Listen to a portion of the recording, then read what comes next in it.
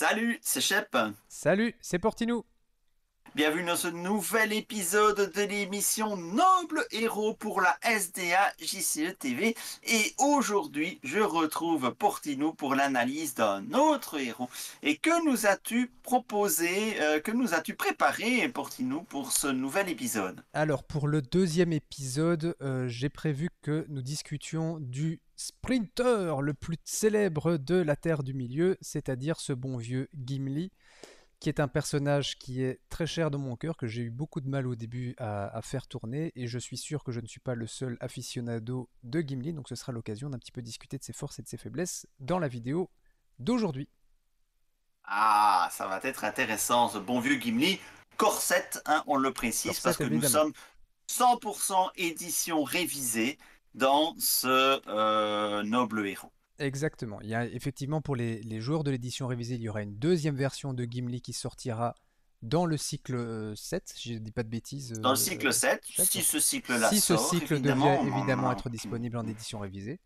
Pour les amateurs des belles illustrations, le Gimli de la Core Box est évidemment la plus belle illustration qui soit disponible entre les deux. Donc, de ce côté-là, vous ne perdez pas ah, au change. ça c'est clair. Alors, je te propose, Shep, Allez, de c'est nous parti. partager un petit peu les statistiques de ce bon vieux Gimli. Alors, rappelons quand même ce qu'il fait, ce bon vieux Gimli tactique. 11 de quoi menace, 2 de volonté, 2 d'attaque, 2 de défense, 5 points de vie. Il a les traits nain, noble et guerrier. Et Gimli gagne plus 1 d'attaque pour chaque marqueur de dégâts sur lui. C'est simple, c'est efficace. Bah oui, Gimli, s'il a 4 marqueurs de dégâts sur lui, il tape à 6.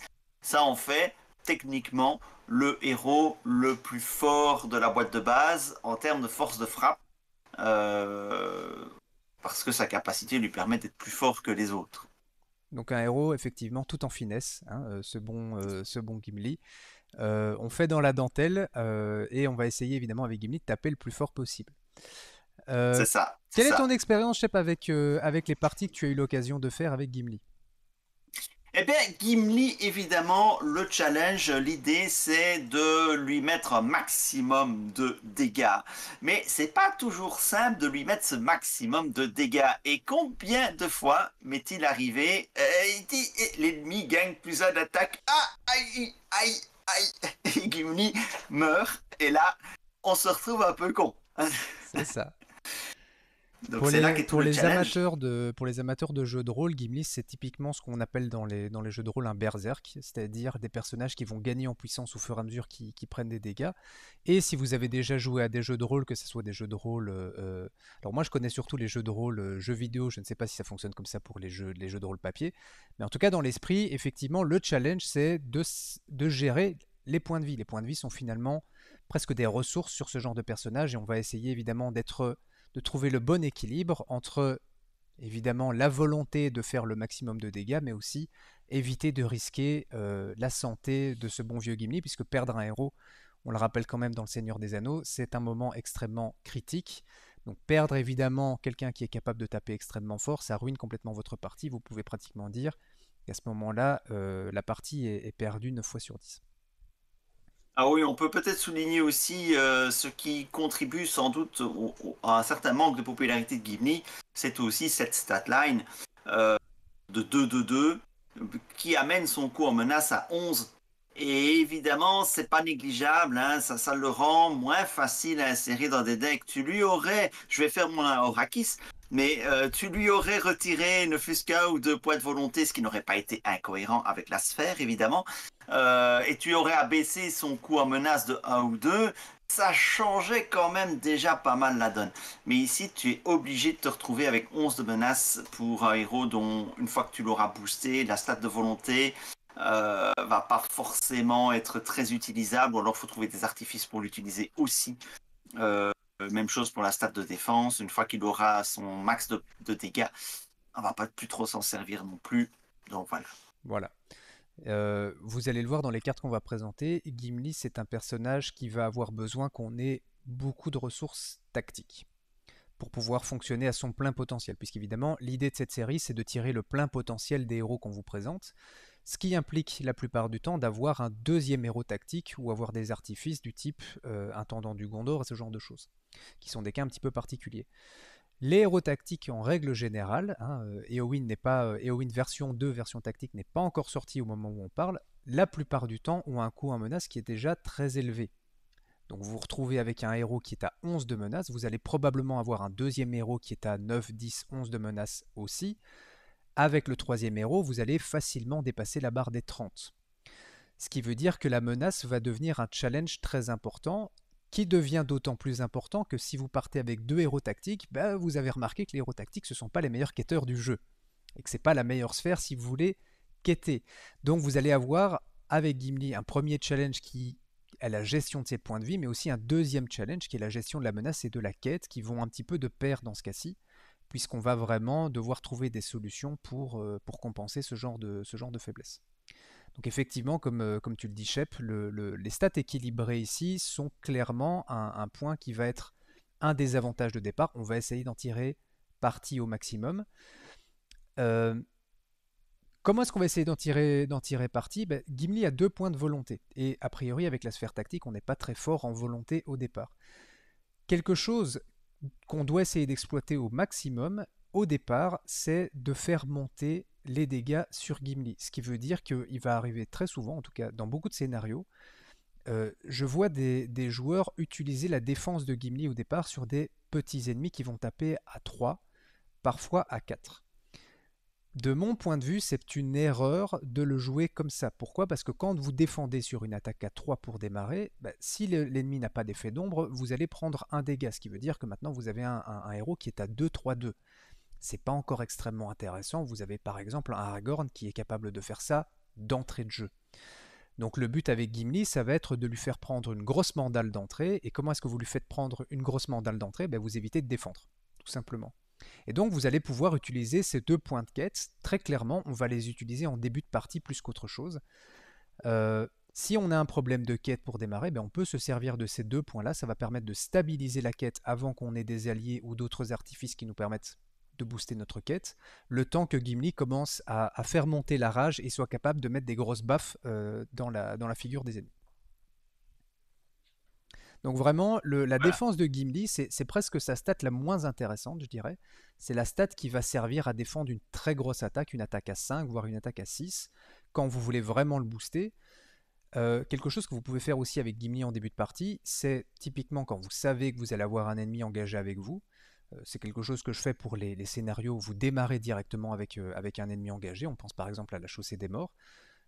Je laisse Gimli redresser, je ne l'envoie pas en quête, je prends une attaque sans défense, Gimli va très vite s'énerver, va très vite taper à 5 ou 6 et va one-shot l'ennemi dans la foulée.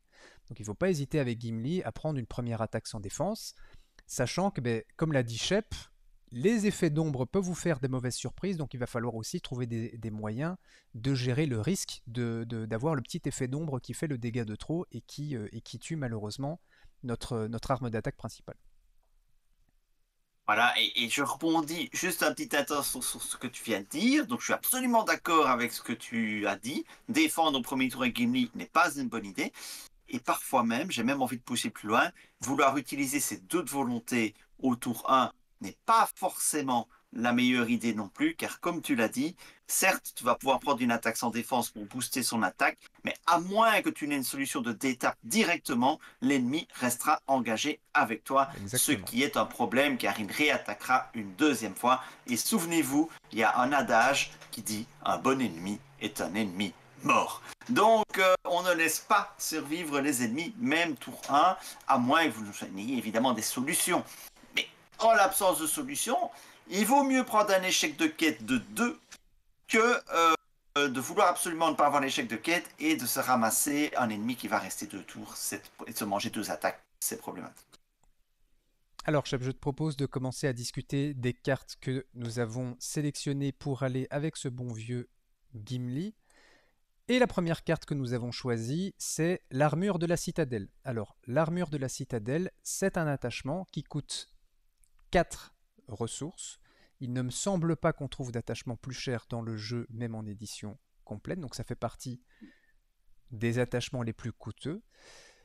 C'est un attachement qui a les traits objet et armure. Attachez cette carte à un héros, restreint. celui-ci gagne plus 4 points de vie. Voilà, là, on a l'attachement, je vais dire, obvious pour Gimli. En tout cas, il est dans la boîte de base aussi. C'est très clairement à lui qu'est destiné cet attachement, même si c'est une armure de la citadelle, et qu'a priori, Gimli et citadelle, c'est pas spécialement raccord. Mais soit, passons. On sait très bien avec le fluff au SDA, c'est pas non l'objectif principal. Et donc, 4 points de vie, on a tout de suite envie de les mettre sur Gimli, parce qu'une fois qu'il passe à 9 points de vie, ça te laisse un matelas très confortable pour prendre les attaques et ça peut monter à Gimli sa propre attaque jusqu'à un maximum de 10 d'attaque si on arrive à lui mettre... non, attends, oui, si, 10 Oui, d'attaque 10. si on arrive à lui mettre 8 dégâts. Donc voilà, c'est un peu win-more à partir d'un certain moment, mais ça peut être très amusant. Mais en tout cas, ça lui offre ce matelas-là. Maintenant, la Ça grosse dépend. question qu'on va se poser, c'est comment on va la jouer. Exact. Exact. D'où ce qu'on disait tout à l'heure avec le fait que avec Gimli, on a besoin de cartes chères en ressources tactiques pour tirer son plein potentiel. Donc effectivement, 4 ressources tactiques. Si vous avez uniquement Gimli comme héros tactique, vous pouvez faire le compte. Ça veut dire que pendant 4 tours, vous ne faites rien, sauf si vous avez encore une fois des cartes du type Intendant du Gondor ou autre pour redistribuer les ressources vers Gimli. Ça va devenir rapidement très compliqué de jouer l'armure de la citadelle. Donc évidemment, ça fonctionne très bien quand vous avez 2 héros tactiques où vous avez beaucoup de solutions pour rediriger les ressources vers lui. Autrement, c'est une carte qui va être difficile à utiliser. Je suis pas tout à fait d'accord avec toi, Shep, quand tu parles de win-more avec cette carte. Ça dépend un petit peu de la manière dont vous jouez. Ça va être du win-more évidemment si vous avez beaucoup de solutions pour taper les ennemis. Maintenant, si vous avez vraiment envie de faire tourner votre tech autour de Gimli et que vous avez envie d'en faire votre arme de destruction, vous allez plutôt utiliser vos alliés pour la quête, voire pour la défense, puisqu'évidemment à un moment, Gimli ne peut plus encaisser d'attaque quand il lui reste 1 ou 2 points de vie. Donc à ce moment-là, Gimli va devenir le personnage qui, à lui tout seul, est capable de tuer les ennemis. On a mentionné une attaque qui peut monter jusqu'à 10. Il y a très peu d'ennemis dans le jeu qui résistent à une attaque à 10, même quand vous prenez en compte leur défense. C'est pour ça que je disais win-more. Je disais monter à 10 et peut-être du win-more. Par contre, monter à 6, 7 ou 8, ok, c'est intéressant, bien évidemment. Mais monter à 10, voilà. Est-ce qu'on a envie de mettre 8 dégâts à Gimli au risque qui... Est-ce qu'on a envie de le laisser à 1 point de vie à ce moment-là? Voilà, c'est simplement ça que je voulais dire.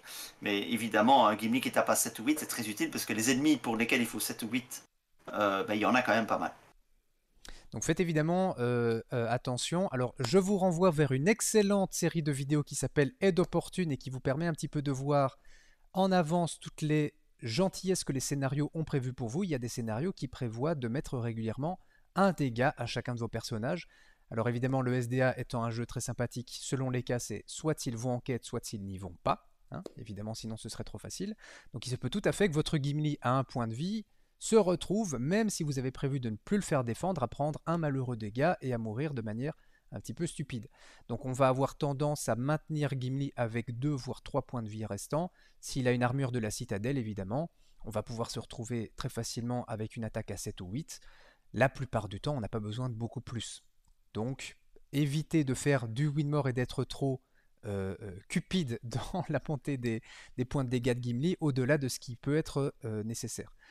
Alors, si vous n'avez pas d'autres attachements restreints qui arrivent dans votre main, vous pouvez tout à fait mettre 2 armures de la citadelle sur Gimli. Alors là, en termes de win-more, je vous laisse un petit peu imaginer, vous êtes capable de taper à 14.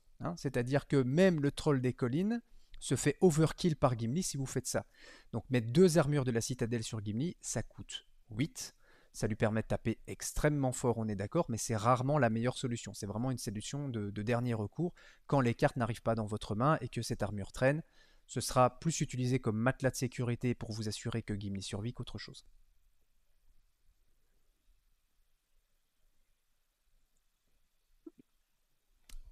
Tu Shep. nous proposes alors une deuxième carte, le garde d'honneur. Ah bah oui, évidemment. Ce petit dégât, comment on fait pour l'éviter? Bah voilà une solution. Le garde d'honneur, c'est un allié, toujours en tactique, qui coûte 2. Sa statline, on s'en fout un peu, mais il a 0 de volonté, 0 d'attaque, 1 de défense et 3 points de vie. Il est Gondor et guerrier. Réponse, incliner le garde d'honneur pour annuler un point de dégâts tout juste infligé à un personnage. Et puis on a un effet de vaillance, vaillance réponse.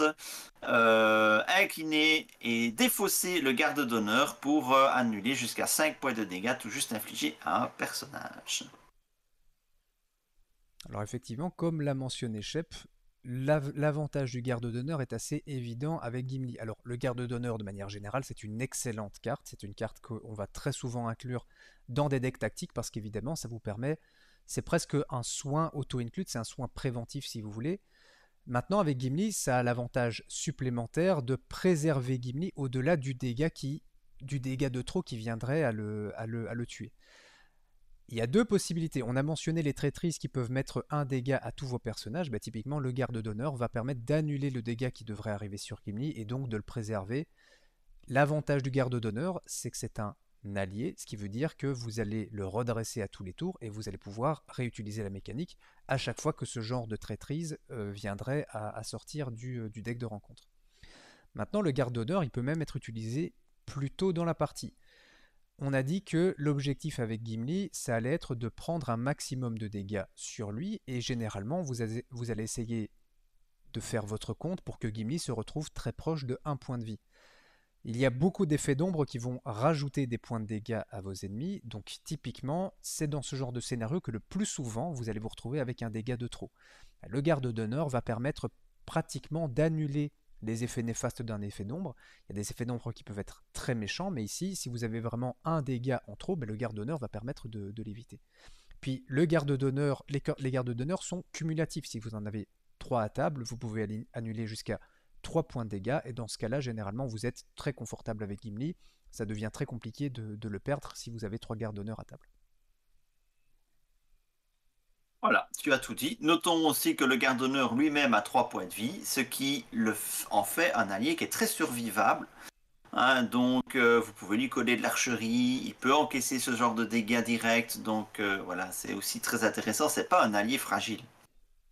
Et il a l'avantage, mine de rien, de ne coûter entre guillemets que 2 ressources tactiques. On a dit avec Gimli, on allait généralement avoir envie d'utiliser un deuxième héros tactique, ce qui veut dire qu'a priori, un garde d'honneur, vous pouvez le poser en un tour, dès que vous le piochez, vous pouvez le poser, sauf si évidemment vous avez une meilleure solution en main. Mais avec Gimli, encore une fois, ça fait partie des cartes qu'on a vraiment envie d'avoir à table dès lors que Gimli commence à prendre des dégâts, pour avoir une petite assurance vie et éviter de mourir bêtement.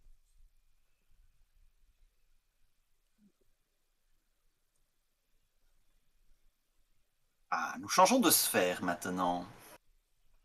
Tout à fait. Je te laisse lire la carte, Cheb, je pense que c'est Ok, plus simple. savoir ténébreux. Savoir ténébreux, nous sommes en connaissance, c'est un attachement qui coûte 1. Ça a le trait condition, attacher cette carte à un héros. Celui-ci perd 1 de volonté. Réponse, incliner le savoir ténébreux pour regarder une carte ombre qui vient d'être attribuée à un ennemi attaquant. Ça me fait plaisir de voir cette carte. Je te laisse nous en parler alors, Shep. Ben oui, donc le savoir ténébreux, c'est une carte, je la trouve largement sous-estimée. C'est une carte qu'on voit rarement. Pourtant, moi, je trouve que c'est une super carte parce que, surtout en collection limitée, parce que ça vous permet de voir un effet d'ombre. Et ça, c'est super fort. Ça vous permet d'anticiper une mauvaise blague au niveau de l'effet d'ombre. Au prix de quoi? Au prix de 1 de volonté sur un héros. Tiens, on a un Gimli qui, on en parlait justement, a une volonté de 2 et finalement, voilà, on va pas s'en servir tant que ça. Donc, c'est un bon candidat pour savoir ténébreux. À partir du moment où on va quasiment jamais l'incliner pour quitter, bah, autant lui coller ça et voir les effets d'ombre qui va vous permettre de vous éviter de nombreux désagréments.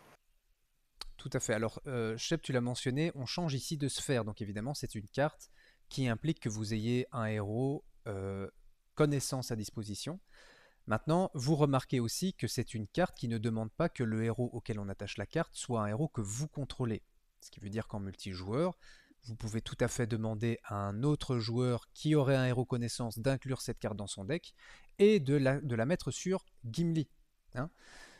Effectivement, Gimli, on a surtout envie de l'utiliser pour taper. Donc, l'avantage ici de voir un effet d'ombre, c'est justement de savoir ce qui va arriver, de savoir si vous voulez mettre les dégâts sur Gimli ou non. Imaginez, je vous prends un exemple d'effet d'ombre très classique, l'ennemi attaquant gagne +1, +3 si l'attaque est sans défense. C'est typiquement le genre de carte qui va vous tuer un héros si vous le faites sans défense au moment où Gimli n'a plus suffisamment de points de vie pour encaisser. Donc évidemment, le fait de connaître, d'avoir cette information à l'avance vous permet de vous adapter et de mettre un personnage en défense, peut-être de sacrifier un allié, ou de mettre un autre héros en défense, mais en tout cas de ne pas perdre Gimli bêtement. Alors c'est une carte aussi qui va un petit peu perdre en valeur au fur et à mesure que la partie avance. Pourquoi? Parce que c'est typiquement la carte que vous allez utiliser pour jauger si c'est le bon moment de mettre des dégâts sur Gimli avec une attaque sans défense. À partir du moment où il reste 1 ou 2 points de vie à Gimli, cette carte, vous n'en servez plus vraiment puisque ce n'est plus Gimli qui va encaisser les attaques. Mais si vous venez à la piocher en début de partie, c'est un excellent moyen de contrôler le nombre de dégâts sur Gimli et de savoir si vous pouvez vous permettre de continuer à le faire monter en puissance dans la partie. Oui. Note que je suis en train de lire la carte et le wording est un petit peu, je ne sais pas s'il a été modifié dans l'édition révisée, parce que là nous avons le visuel de l'édition originale. Le wording est un peu étrange quand il pense. Incliner le savoir ténébreux pour regarder une carte ombre qui vient d'être attribuée à un ennemi attaquant. Or, au début de la phase de combat, l'ennemi n'est pas attaquant. Et une carte ombre qui vient d'être attribuée. Donc, si tu veux pinailler, et ça je suis sûr que personne n'a pinaillé jusque-là, jusqu'ici, hein, si tu veux pinailler jusqu'au bout, cette carte ne serait utilisable, avec un wording pareil, que contre les effets d'ombre attribués aux ennemis qui attaquent immédiatement, genre l'ennemi attaquant effectue une attaque supplémentaire, genre l'ennemi vous attaque pendant une autre phase, et ça ne marcherait pas sur l'attaque normale de l'ennemi. Alors, j'utilise le conditionnel, parce que ce n'est évidemment pas dans cet esprit-là que la carte a été conçue. Mais si vous êtes un lecteur pinailleur, on pourrait mal interpréter l'effet de la carte. Je pense que si la carte devait être wordée aujourd'hui, on parlerait non pas d'un ennemi attaquant, mais d'un ennemi engagé au combat avec un joueur, voire engagé au combat avec vous. Donc effectivement, au sens strict, il y a un petit problème de wording dans cette carte. Maintenant, dans l'esprit, je pense Oui, dans qu'on l'esprit, est on est tous bien d'accord. d'accord. Hein. Je pense qu'on l'a tous Pour toujours dire que utilisé ça marche de aussi avec cette l'attaque manière-là. normale de l'ennemi, évidemment. Hein, mais voilà.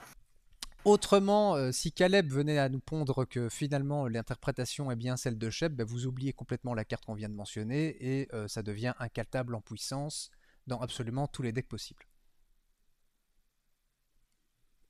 Alors, il y a une petite alternative Shep au savoir ténébreux, puisqu'évidemment, on a dit qu'il y avait besoin ici d'utiliser la sphère connaissance. Le meilleur gestionnaire de dégâts sur Gimli, c'est cette carte qui va vous permettre à chaque tour de savoir ce qui va vous tomber sur le coin de l'œil. Maintenant, il est tout à fait possible d'utiliser une alternative très connue des joueurs. Ça fait partie évidemment des cartes que je pense tous les joueurs connaissent. Le coup précipité, c'est un événement énergie cette fois-ci, donc on change encore de sphère. Ça coûte 1, c'est un événement avec un effet de réponse, annuler un effet d'ombre qui vient d'être déclenché durant ce combat.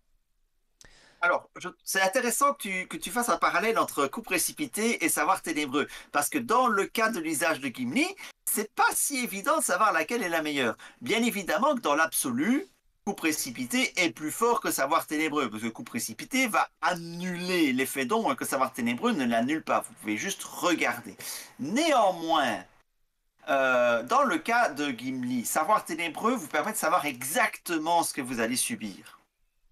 Et donc, du coup, vous pouvez très bien vous dire, OK, j'ai vu l'ombre, je vais changer ma stratégie de défense. Soit ça va me permettre de booster les dégâts au maximum sur Gimli sans qu'il ne meure, parce que l'attaque se met bien, l'effet d'ombre se met bien, etc. Soit je vais peut-être changer de cible au niveau de ma défense. Voilà, donc, ou éventuellement, ça va vous permettre de sortir le coup précipité si jamais vous avez les deux. Enfin, ça fait deux sphères différentes, enfin, bon, ça devient compliqué. Mais Ça bon, devient voilà. beaucoup. Donc, ouais. Donc voilà, c'est un petit peu différent. Ici, l'effet d'ombre, vous l'annulez complètement. C'est évidemment très fort. Mais vous, avec Savoir Ténébreux, vous avez la possibilité de vous adapter à ce qui arrive. Et je vais rebondir sur ce que tu dis, Shep, puisque effectivement, le coup précipité est en règle générale la meilleure carte. parfois avec Gimli, on est content de voir un effet d'ombre nous tomber dessus. On parlait des effets d'ombre qui rajoutent des dégâts à l'ennemi.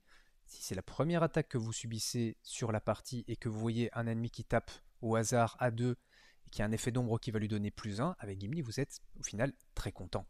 Ça vous permet de faire monter plus vite Gimli en puissance. Donc le coup précipité, c'est une alternative dans le cas de Gimli. Encore une fois, en règle générale, c'est une meilleure carte. Mais ici, on va plutôt avoir envie de gérer la manière dont les dégâts nous sont assignés que de complètement les annuler avec des coups précipités. Maintenant, sans accès à la sphère connaissance, vous avez toujours cette option-là en backup.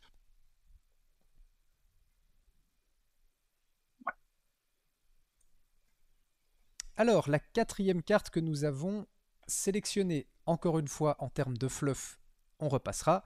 C'est un attachement qui coûte 1, qui s'appelle le destrier du Rohan. Et comme vous le savez, les nains adorent monter à cheval.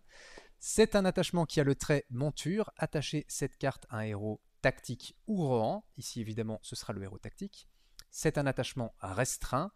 Réponse, quand un ennemi est détruit lors d'une attaque à laquelle participe le héros attaché, inclinez le destrier du Rohan pour redresser ce héros. Ah, j'ai l'image de Gimli avec son armure de la citadelle sur un destrier du roi.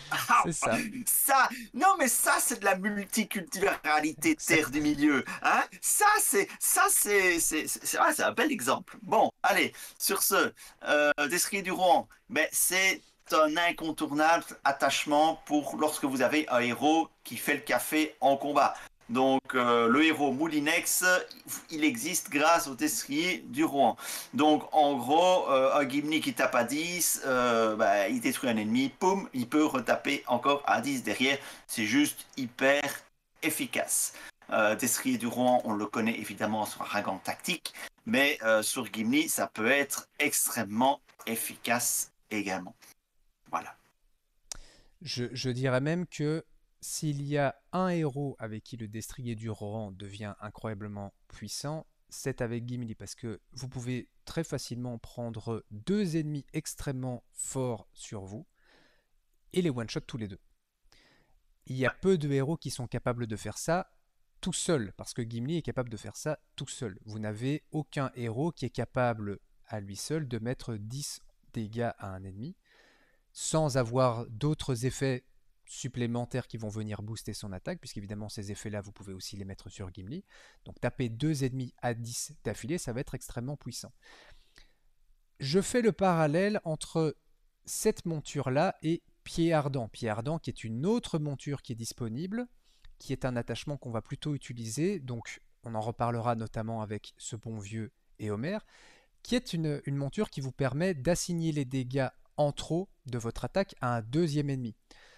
C'est un autre attachement monture qui va très bien fonctionner quand vous avez quelques dégâts supplémentaires à aller remettre sur un deuxième ennemi. Typiquement, vous allez faire un énorme overkill sur un ennemi pour aller assigner le reste des dégâts sur un ennemi qui aurait une très forte défense, ou vice versa, vous allez aller essayer de tuer un gros ennemi et il vous reste quelques dégâts supplémentaires pour aller tuer un petit mob à côté. Avec Gimli, on a plutôt envie d'utiliser le destrier du Rohan parce que une attaque à 10, ça reste une attaque à 10. Vous allez avoir des ennemis avec 3 de défense, 4 de défense, parfois il me semble 5 de défense.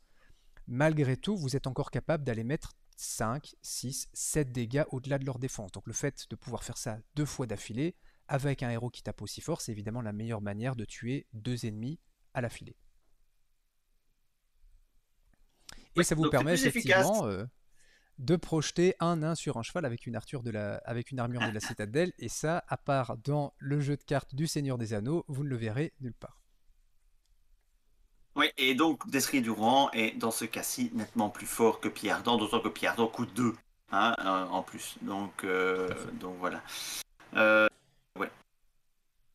Et que n'oubliez pas que vous aurez déjà besoin de ressources pour l'armure de la citadelle, donc vous n'avez pas envie d'avoir beaucoup d'attachements trop chers. Vous comptez les 4 ressources de l'armure de la citadelle, vous comptez que le garde d'honneur vous coûte 2. Vous allez voir qu'il y a encore d'autres cartes qui peuvent vous coûter cher, on va y venir. Donc évidemment, un attachement qui coûte 1 plutôt que 2, c'est dans ce cas-ci un gros avantage. Voilà. Et attention cependant, le Destrier du Rohan est aussi restreint, donc là vous avez vos 2 restreints. Armure de la Exact, citadelle et Destrier du Rohan. tout à fait.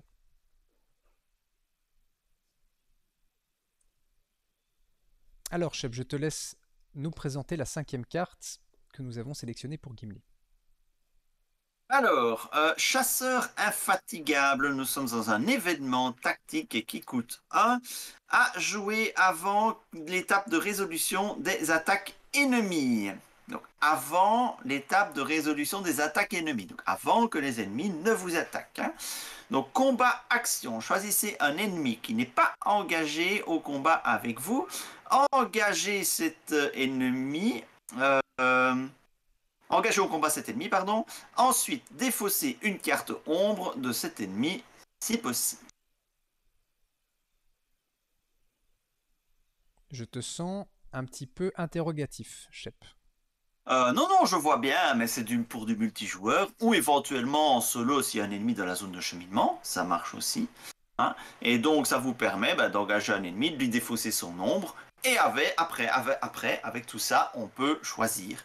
Euh, Si l'ennemi tape pas trop fort, eh ben, ça va faire des dégâts sur Gimli pour booster son attaque. Voilà, par exemple. C'est une solution qui peut vous permettre de mettre de manière safe les dégâts dont vous avez besoin sur Gimli. En attaque défendue ou mieux, en attaque sans défense, évidemment. Là, c'est l'idéal, on en a parlé en début de vidéo. Donc ça peut se jouer tour 1, en fait. Pour peu que vous ayez un ennemi de la zone de cheminement et qu'il ne vous ait pas engagé au combat, ça fonctionne. Alors, il y a plusieurs avantages à cette carte. C'est un événement qu'on voit peu souvent dans les decks tactiques. Le premier avantage, effectivement, c'est que vous allez pouvoir encaisser une attaque pour laquelle il n'y a pas d'effet d'ombre. Et on en a déjà parlé, avec Gimli, finalement, les effets d'ombre sont probablement le plus grand danger pour sa survie. Donc ici, vous savez, comme dans le cas du savoir ténébreux, ce qui va vous tomber sur le coin de la tête, et vous pouvez anticiper pour savoir combien de dégâts exactement vous allez mettre sur Gimli. Maintenant, il y a un deuxième grand avantage. Si vous faites attention, on a dit que Gimli est un héros qui est capable de taper extrêmement fort. Le gros problème de Gimli, c'est qu'il n'a pas à distance. Ce qui veut dire qu'il ne peut pas taper les ennemis qui sont engagés avec d'autres joueurs. Cette carte, en multijoueur, et ici on parle effectivement uniquement du cas multijoueur, puisqu'en solo, ce que je vais dire n'a aucun intérêt, cette carte vous permet d'aller récupérer un ennemi qui serait engagé avec un autre joueur qui n'est pas capable de le tuer. A priori, si vous avez Gimli à table, vous êtes celui qui est capable de taper le plus fort avec tout ce qu'on a dit jusqu'à présent. Mais ça vous permet de combler ce problème de Gimli qui est qu'il ne peut taper que les ennemis qui sont engagés avec vous.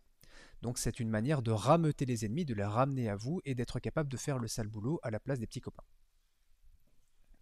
Alors Shep, tu as mentionné l'idée d'aller chercher un ennemi dans la zone de cheminement. Ça va très bien fonctionner typiquement au tour 1, peut-être au tour 2. Ça va devenir beaucoup plus compliqué à mesure que la partie avance. On a mentionné en début de partie que un des gros défauts du deck Gimli, c'est que vous avez un coût en menace qui est très élevé dès le départ.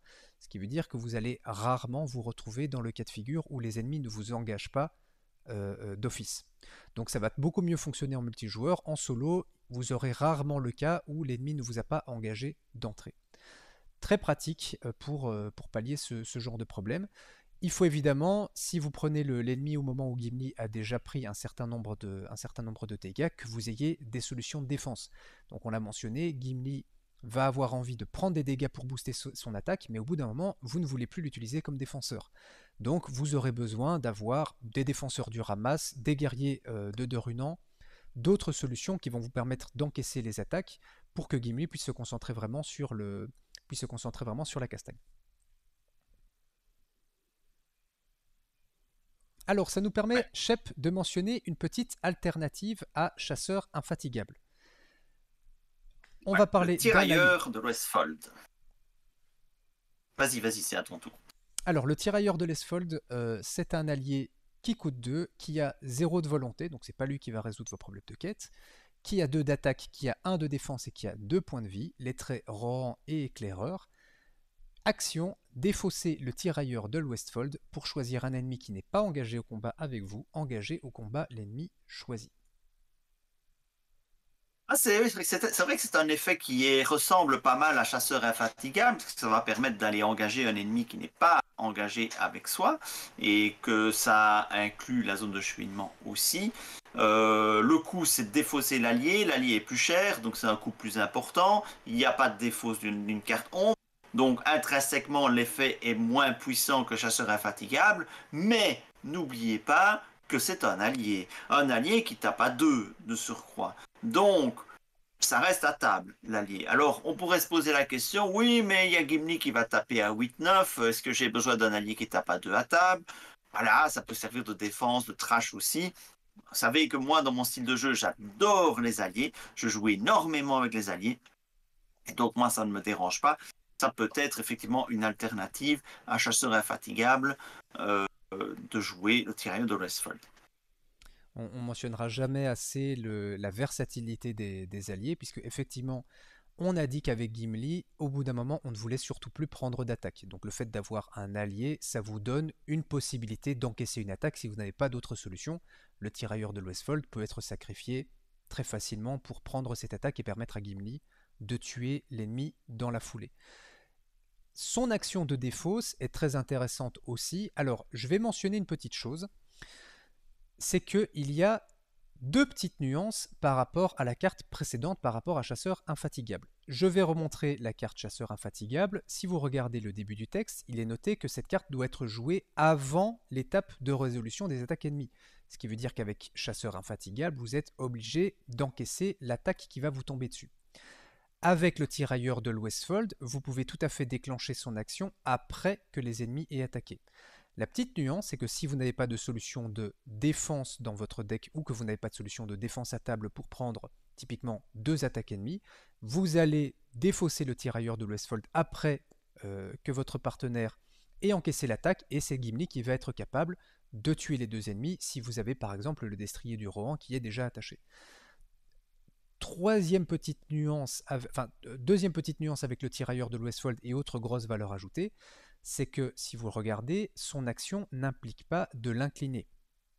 Ce qui veut dire qu'il se peut tout à fait que vous ayez besoin de ces 2 points d'attaque pour tuer un ennemi, mettre un petit complément à Gimli si vous n'êtes pas encore complètement boosté, si Gimli est encore à disons 5 ou 6 points de dégâts et que vous avez besoin de ces 2 points supplémentaires, vous pouvez tout à fait l'utiliser pour aider Gimli à tuer le premier héros, redresser Gimli avec votre destrier du Rohan et défausser le tirailleur dans la foulée pour engager un deuxième ennemi qui serait un petit peu moins puissant.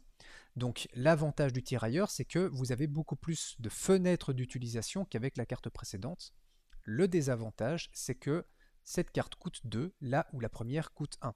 Donc vous voyez que vous avez des utilisations qui sont différentes. Les chasseurs infatigables est une carte qui est excellente quand vous voulez mettre encore quelques dégâts à Gimli ou que vous avez déjà des solutions de défense pour protéger les autres joueurs à table.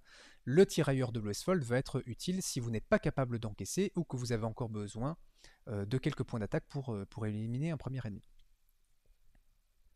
Voilà, tu as tout dit, effectivement.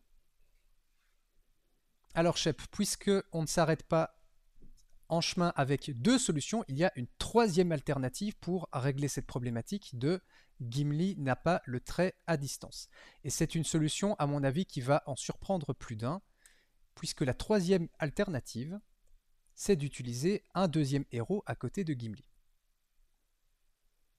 Et ce héros, ce n'est autre qu'Aragorn tactique. Oui, on ne le présente plus. Enfin, je vais quand même le relire pour ceux qui débarqueraient de Mars.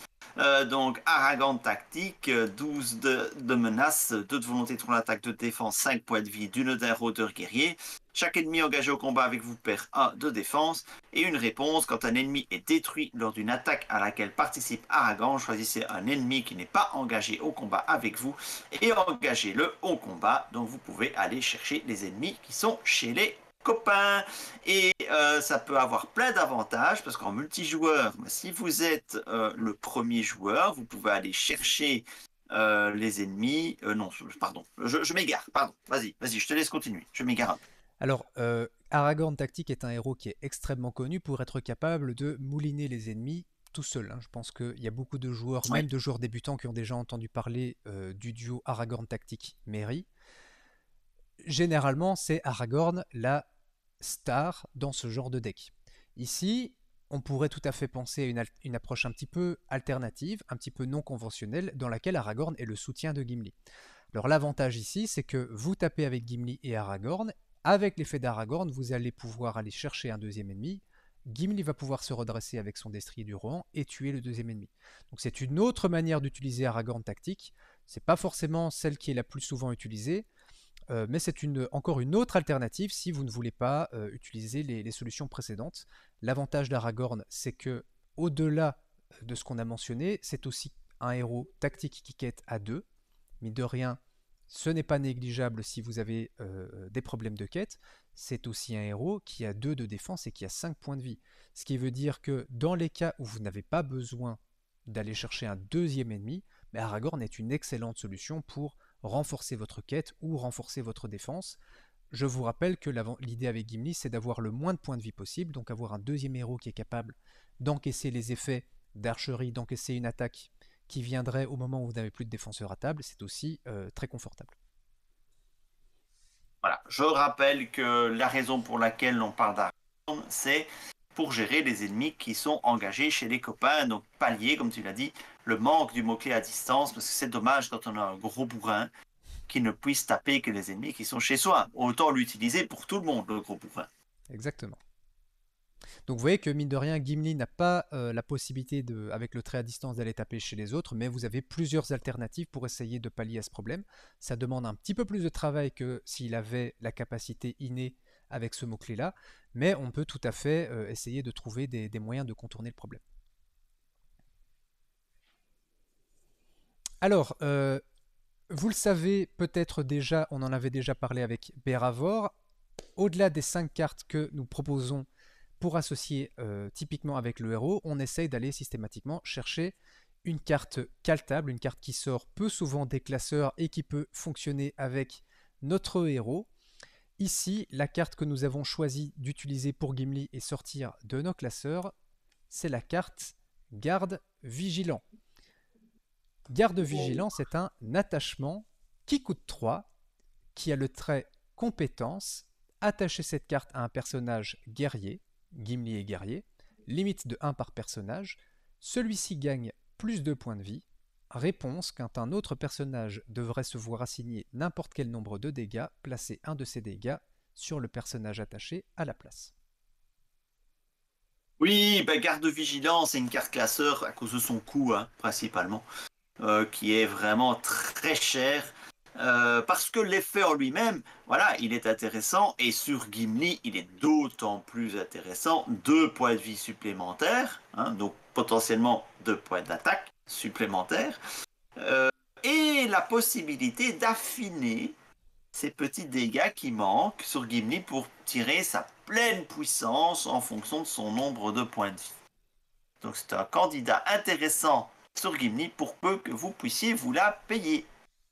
Voilà, donc effectivement, vous voyez que quand on mentionne un petit peu toutes les solutions qui vont avec Gimli, le coût en ressources tactiques est quand même très important, ce qui veut dire que le gros de vos ressources tactiques vont être utilisées pour stuffer Gimli et que vous aurez besoin d'une deuxième sphère.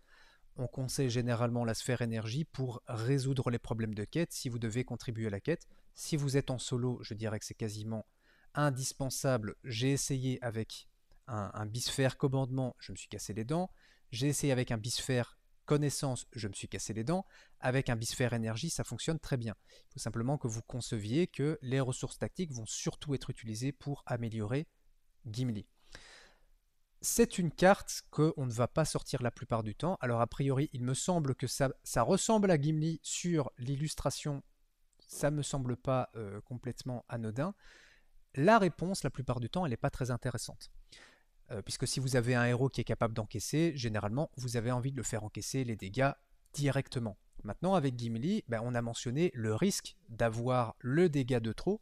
Donc, garde vigilance est une manière de le faire monter en puissance de manière plus douce. On va prendre un exemple. Vous avez un ennemi qui tape très fort, qui tape à 5, 6, et il reste, admettons, 3 points de vie à Gimli. Vous allez défendre avec quelqu'un d'autre, dont vous savez qu'il va mourir, avec un allié par exemple. Vous pouvez tout à fait utiliser un des dégâts qui a été assigné pour mettre ça sur Gimli et continuer de faire monter Gimli en puissance. C'est pas la carte prioritaire à lui attacher, c'est beaucoup moins intéressant qu'une armure de la citadelle qui, au final, ne coûte qu'une ressource de plus, mais qui vous donne 4 points de vie. Mais ici, vous avez tout à fait un complément qui peut être intéressant, et ça vous donne une panoplie d'options plus importante dans votre deck pour vous assurer que Gimli soit capable de monter en puissance tout en minimisant le risque de le perdre dans la bataille. Voilà, dans tous les cas, Gimli est probablement un des meilleurs candidats, si ce n'est le meilleur candidat du jeu pour cette carte garde vigilant.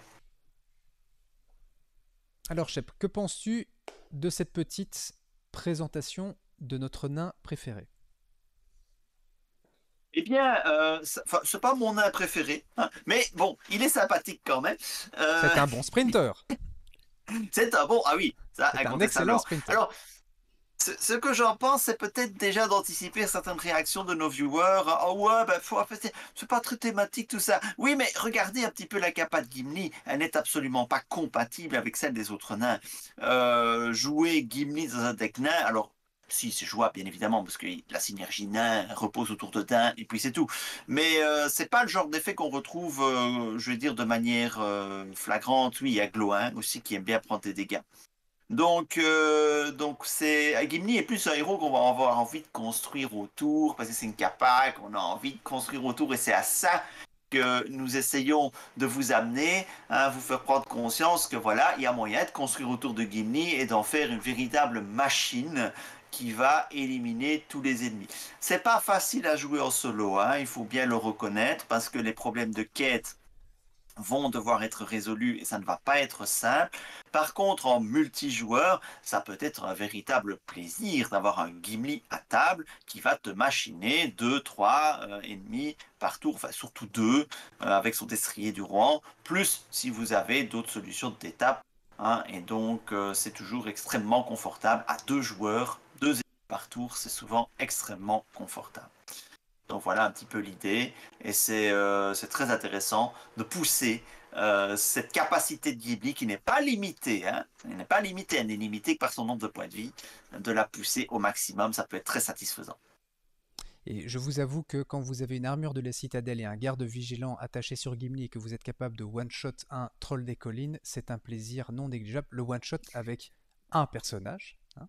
Je vous Ouais. mets au défi de trouver un personnage qui est capable de faire ça sans avoir besoin d'un boost supplémentaire. Gimli est capable de one-shot un troll des collines.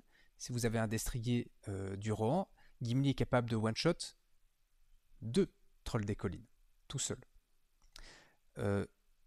Il n'y a pas plus fort dans le jeu. Donc c'est effectivement extrêmement fun. Qu'on soit clair, ce n'est pas le héros le plus efficace et le plus opti du jeu, mais j'espère que la petite présentation qu'on a fait vous donnera envie d'essayer Gimli. Dans tous les cas, Shep, nous ne l'avons pas mentionné avec le premier épisode avec Béravor, mais vous trouverez en dessous dans la description de la vidéo un petit lien vers un deck que nous avons préparé pour vous qui inclut Gimli et toutes les cartes dont nous avons parlé, qui fonctionne très bien en solo. On l'a testé sur quelques scénarios. Ça ne passera probablement pas tous les scénarios, mais ça vous donne déjà une bonne base pour construire autour de Gimli et de sa capacité. Donc si vous êtes intéressé, vous allez dans la description et vous trouverez le lien vers SDA Builder pour un deck thématique autour de Gimli. Enfin, thématique non, un deck centré autour de Gimli. Et entre l'image de la vidéo et les commentaires, il y a un petit pouce. Cliquez dessus au passage, ça nous fait plaisir et ça nous soutient. Merci beaucoup. Merci beaucoup à tous. Je te laisse conclure, Merci Shep. pour Tinou, pour cette présentation. Si vous aimez le concept de Noble Héros, ben, notez-le dans les commentaires. Hein. On veut avoir votre avis et peut-être que vous avez des suggestions hein, de héros à passer au crible. Hein. N'hésitez pas à proposer également. Rappelons-nous qu'on est en édition révisée only, d'accord? Donc c'est une émission pour les possesseurs de l'édition révisée. Voilà, merci à tous et à très bientôt pour de prochaines aventures en Terre du Milieu. Salut! Salut!